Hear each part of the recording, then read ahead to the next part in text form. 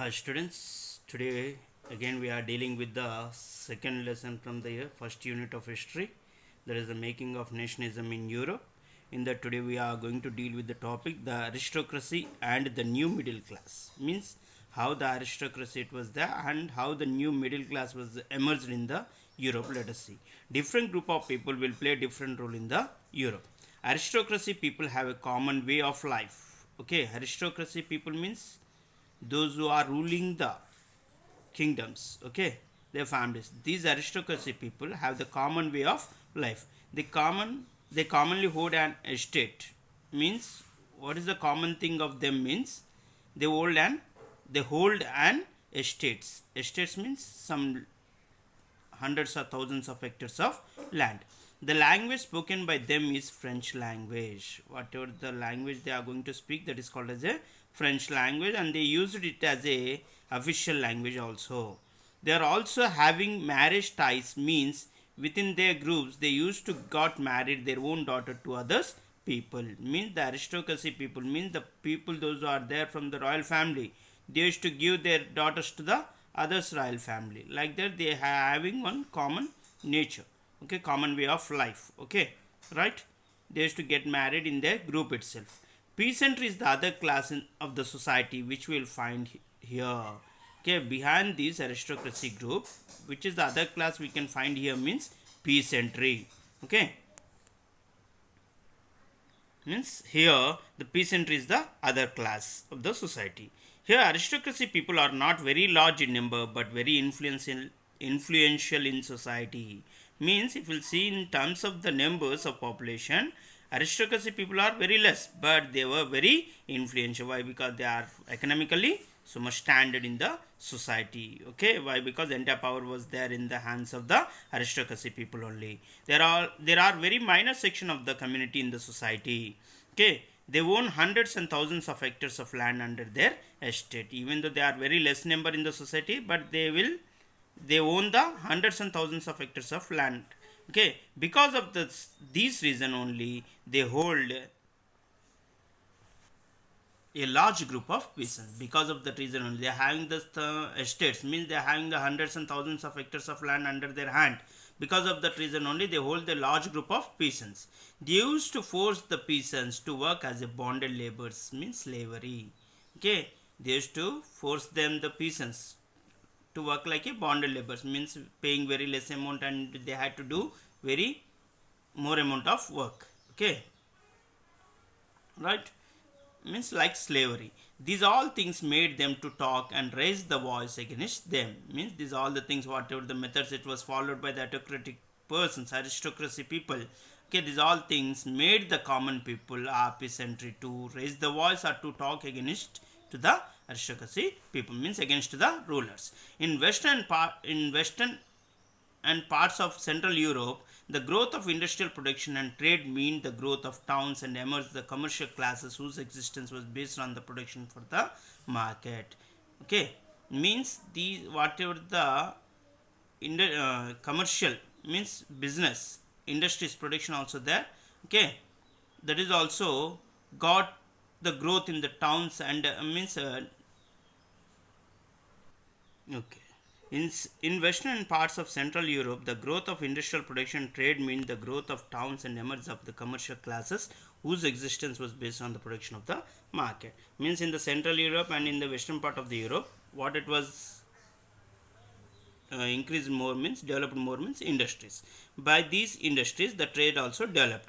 Means because of this trade and industry, the new towns are emerged. Emerged means formed, okay, and some commercial classes also formed newly whose existence was based on the production for the market. Means totally will depends upon the production for the market, okay. Based on this only they were emerged a new class, that is a commercial class. Industrialization began in England in the second half of the 18th century. When the industrialization means when the industries are started to rise means in England in the second half of the 18th century. But in France and parts of the German states, it occurred only during the 19th century. But if you see in the German states, it has occurred in the 19th century. In its wake, new social group come into being a working class population. Okay, already we saw here, because of the trade there was a new class emerged, that is a commercial class. But again with these industries there is also new class was formed, that is called as a, what is going to be called a working class, means working class population was emerged, and middle class made up of industrialists, businessmen and professionals. Okay, right, they like this new classes means new group of people were formed, like working class people and middle class people. Okay, which is made up of industrialists and businessmen and professionals. Okay, in Central and Eastern Europe, these groups were smaller in number. Okay, in Central and Eastern Europe, these groups were smaller in number till late 19th century. Okay, whatever these groups, working class population or middle class people, they were smaller in number up to the late 19th century in the Eastern Europe. It was among the educated liberal middle classes that ideas of national unity following the abolition of aristocratic privileges gained popularity. Mostly, okay, means who is the educated liberal middle class people, those are there, they got these ideas like national unity or liberty or freedom. Okay, means the ideas of that educated and liberal middle class people, they gain the more popularity in this area, means in the Central and Eastern Europe. Okay, so up to now we saw how the aristocracy and the new middle class was emerged. Okay, aristocracy means they were the hierarchy, family hierarchy, and the new middle class people means they were the working class people or something else, which was emerged with the help of increasing means develop of industries in certain parts of the Europe, like that it was emerged. Okay, but now we are going to see the second topic, that is the another topic, what did liberal nationalism stands for. Liberal nationalism stands for, here we are seeing what is the connectivity between liberalism and French Revolution. Okay, liberal nationalism means liberal means free. Okay, liberalism.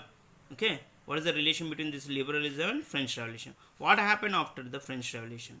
How we got the concept of liberalism? This is all we are going to see right now. First, we hear the word liberalism in the French Revolution only. Okay, liberalism, it got from the Latin word called liber. Okay, it got from the Latin word called liber. Okay, that means the free. Then what is this free? Let us see. It means freedom from certain things. Free is nothing but freedom from certain things, freedom from certain bondages, freedom from certain kind of discrimination. That means some freedoms are granted for us. Previously, freedom was not there. Okay, like some discrimination means we, if you'll see in our country itself, Dalits, they are going to be discriminated previously. Like that, some discriminations are there, but now they are free from the discrimination. Like that, okay, here also after the French Revolution, what it got means they got certain free. Free means freedom. Freedom from certain things, freedom from certain bondages, freedom from certain kind of discrimination. These are all the things they were granted. Okay, these liberalism brought certain changes, like, okay, whenever this liberalism got into the people, okay, this liberalism brought certain changes like end of autocracy and clerical privileges. Okay, end of autocracy and clerical privileges. Clerical privileges means only there is a chance to rich people to vote, not common man had right to vote. Means clerical privileges. Privileges means some special permissions. Means previously in the Europe, those who are having the certain property, some property, they used to make the vote in the elections. Those are not having the property, they are not having any right to vote. Like that, some privileges are there. Okay, some special permissions, special grants are there to them. Like this, whatever it is, special privileges are there, they were removed by this liberalism.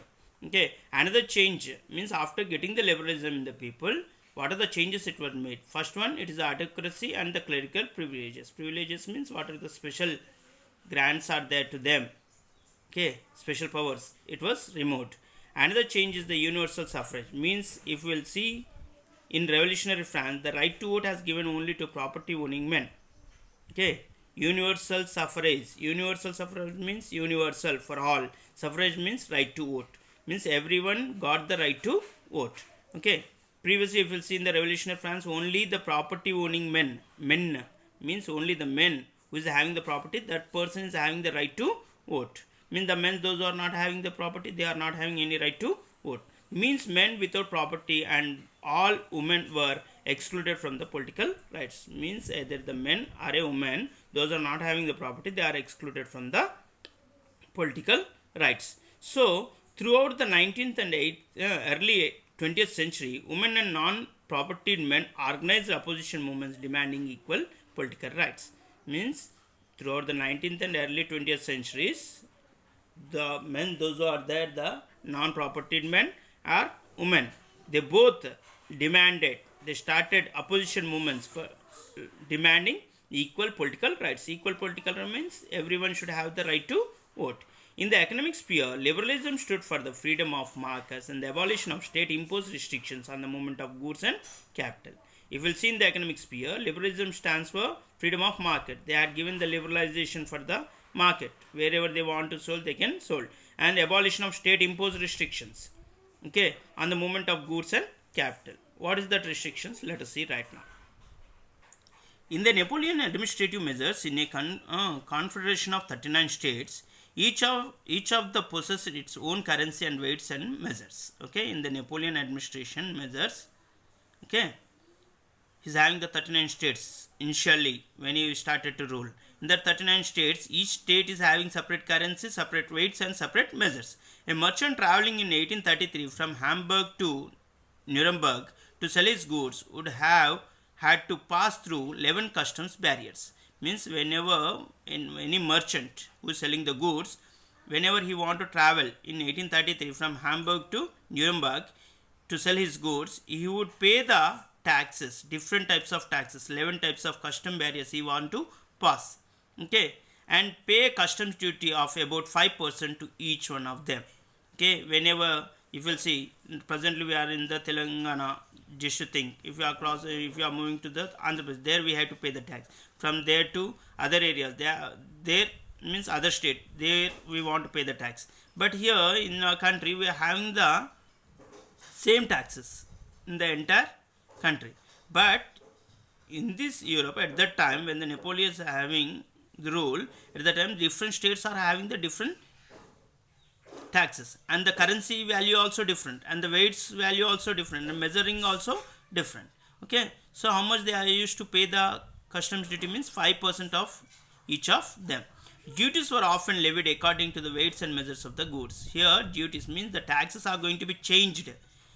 How it is going to be changed from place to place, from state to state, means based on the weights and measures of the goods. But each region had its own system of weights and measures. This involved time consuming calculation, means it will waste of time. Means whenever one merchant will travel from one place to another place, if you want to pay the taxes, okay, if it is uniform in all the places, then it is easy to pay the tax. Whenever he will go to other places, when the measures and weights or taxes are changed, then he has to calculate the amount. For that it will consume a lot of time. Okay, so this involves the time consuming calculation. Such conditions were viewed as obstacles to economic exchange, growth of new commercial classes. Okay, they thought that it is a very obstacle one. Okay, for what purpose it is obstacle one? To get the economical changes or new commercial classes. So in 1834, a customs union, Jolovarin, was formed. A union was formed. Okay, what is the union name? Jolovarin was formed of the initiative of Prussia and joined by most of the German states. Okay, who initiated to form this union means first Prussia, and some other German states also joined in this. Okay, what is the union name? It is called as Jolovarin. What is that union? Customs union. When it was formed in 1834. This union abolished tariff barriers and reduced the number of currencies from over 30 to 2. Previously, every state is having the different currencies. Is it correct? If we go to the America, it is having the dollar. We know if we come to our India, it is the rupee. If in our country itself we are having the different currencies in our state, means it is very much problem. So to avoid this type of problem in the Europe, okay, they converted number of currencies from over 30 to 2, and they abolished the tariff barriers also. The creation of network of railways further stimulated mobility and harnessing economic interest to the national unification. Further, they invented the railway engines so to transport the goods. This has brought the mobility of all the industrialists or traders and has economic interest in the national unification.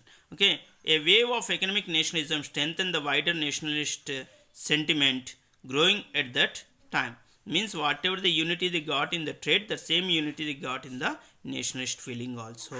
Okay, like this. Okay, the liberalism was established in the Europe. Means certain freedom was established in the Europe. Okay, thank you.